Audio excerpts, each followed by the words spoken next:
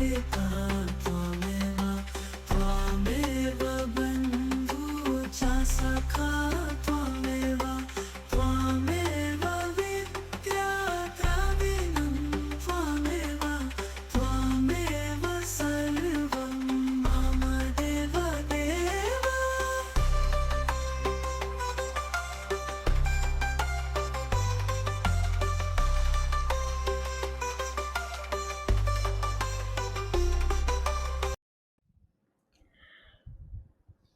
ஓம் ஸ்ரீ குருப்யோ நமஹ.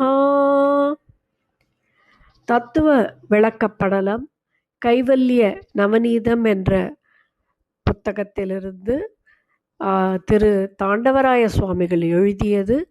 பாடல் 91. இறைவணக்கம். பொன்னில மாதராசை பொருந்தினர் பொருந்தார் உள்ளம் தன்னிலந்தரத்தில் ஜீவ சாட்சி மாத்திரமாய் நிற்கும் எந்நிலங்களிலும் மிக்க எழுநிலம் அவற்றின் மேலாம் நன்னிலம் மருவும் ஏக்க நாயகன் பதங்கள் போற்றி. பாடல் 91 பார்ப்போமா? சென்றது கருதார் நாளை சேர்வது நினையார் கண்முன் நின்றது புசிப்பார் வெயில் நிலவாய் விண் விழுது வீழ்ந்து பொன்றின சமம் வாழ்ந்தாலும் புதுமையாய் ஒன்றும் பாரார் நன்று தீது என்னார் சாட்சி நடுவான ஜீவன் முக்தர்.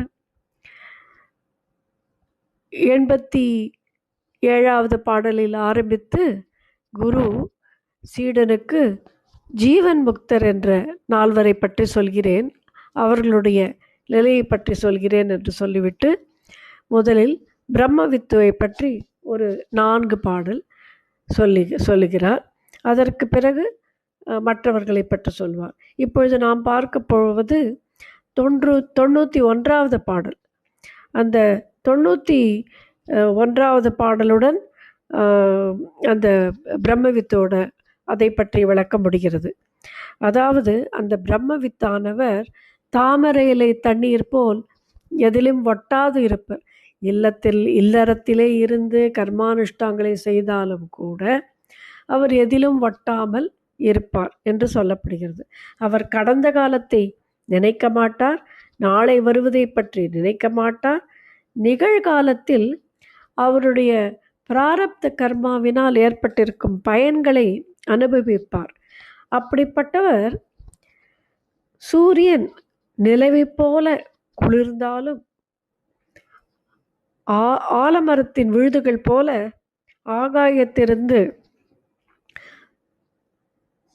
விழுதுகளைப் போல ஆகாயத்திலிருந்து இறங்கி வந்தாலும் ஒரு இறந்த உடலானது மீண்டும் உயிர் பெற்றாலும், அதாவது எவையெல்லாம் சாதாரண மனிதர்கள் மிகவும் வியப்புடன் அதிசயம் என்று ஆர்ப்பரித்து பாராட்டும் ஒன்று, அவர்கள் அதை கருதவே மாட்டார்கள், பெரிதாகவே வியப்பாகவே கருத மாட்டார்கள். இது நல்லது, இது கெட்டது என்றும் சொல்ல மாட்டார்கள்.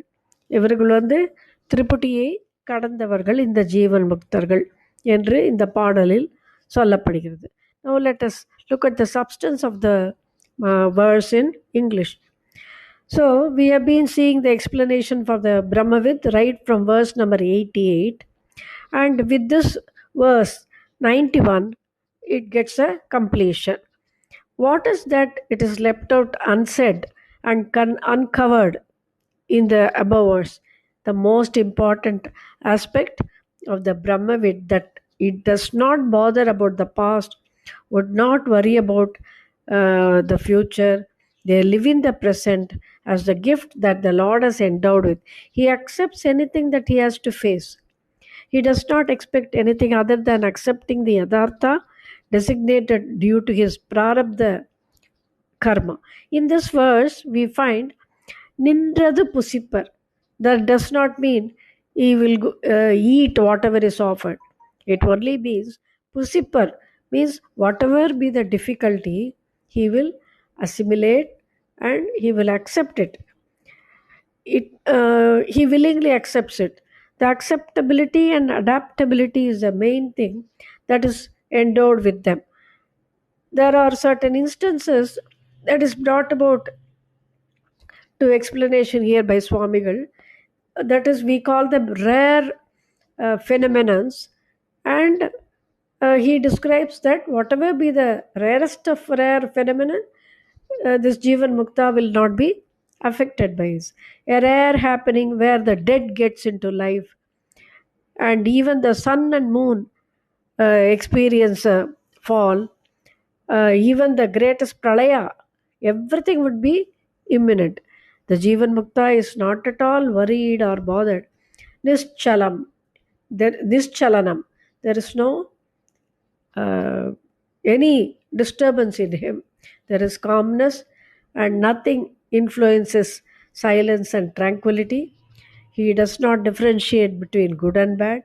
He remains only a witness to all these, not at all affected, and he is almost on par with the Brahman because he is a attributeless witness only. This is the feature, definition, and status of the Jivan Muktas, who is classified as Brahmavid. Sri Gurubhyo Namaha.